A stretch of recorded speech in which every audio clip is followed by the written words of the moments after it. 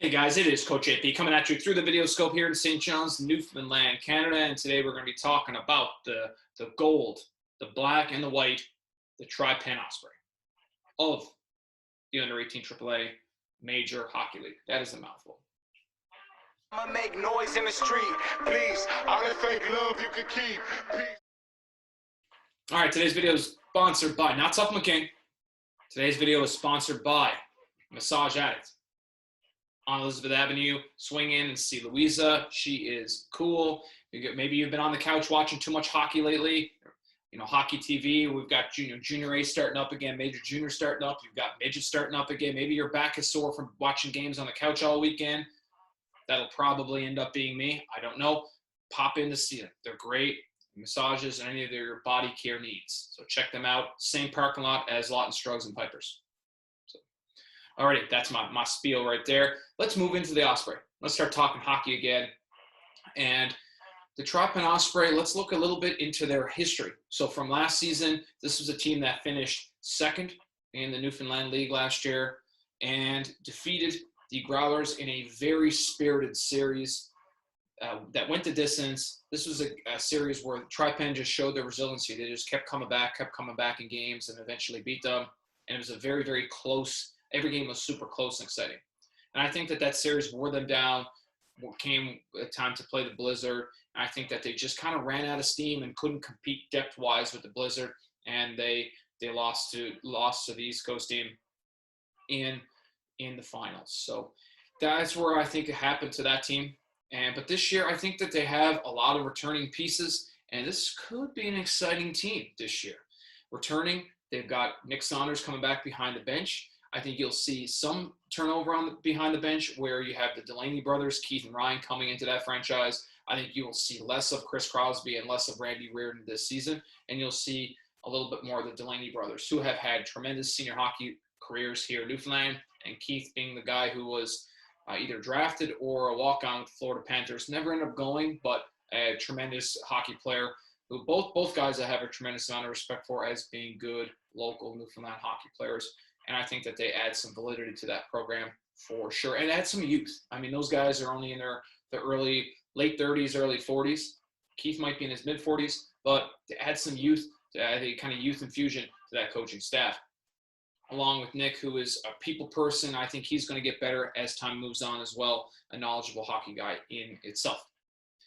All right, so let's talk a little bit about their returning guys. They returned Christian Reardon, who was the league MVP last season.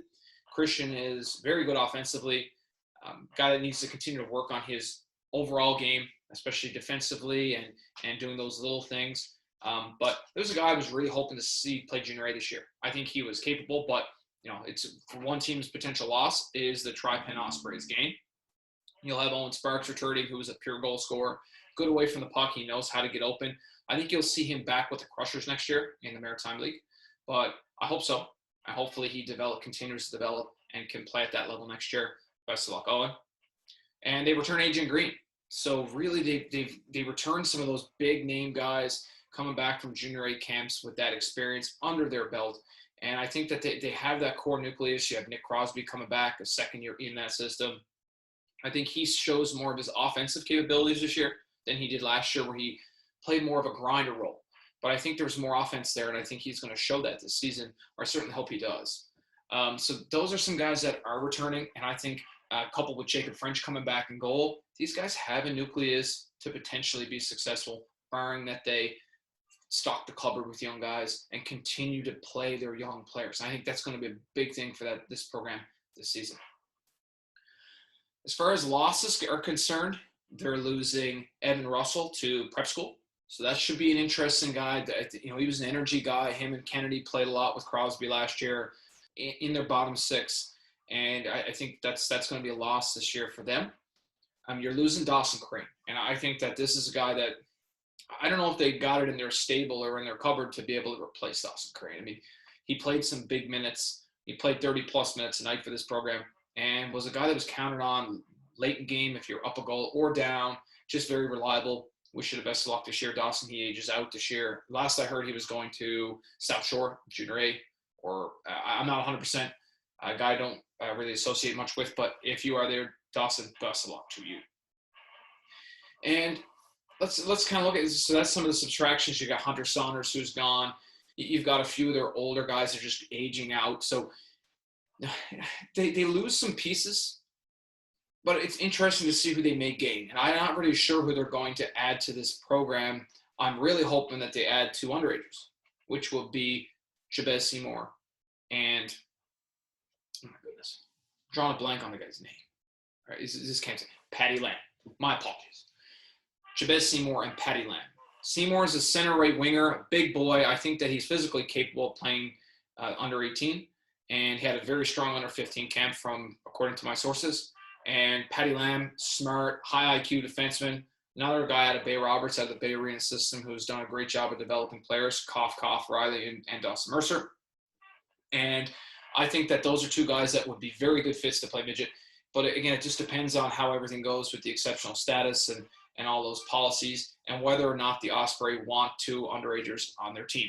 But if you are a scout listening to this video, mark those 2 names down on your sheets, and if you do see them, they are underagers. So take a look for scouting perspective. And 2 guys I think are going to be on the Q draft list next year as high guys if they continue to develop. Now, coming in outside of that, I really don't know who they have coming in. I think Jesse Harris is back this year after a season off due to injury. One of those dirt bikes again. Don't get me started on those things. They've got a lot of positives, but I'm terrified of them. They're kind of like crotch rockets, so those motorcycles for me. Kind of scared of those things. But we're not getting into that too much here today. This is a hockey video. There we go. Every time I do these videos, I got to burp.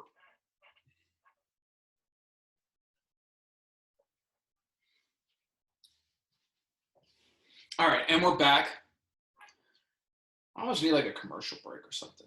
I'll just like pop up a few ads, maybe show my dog a few times or something like that, so I can stop talking for 5 minutes.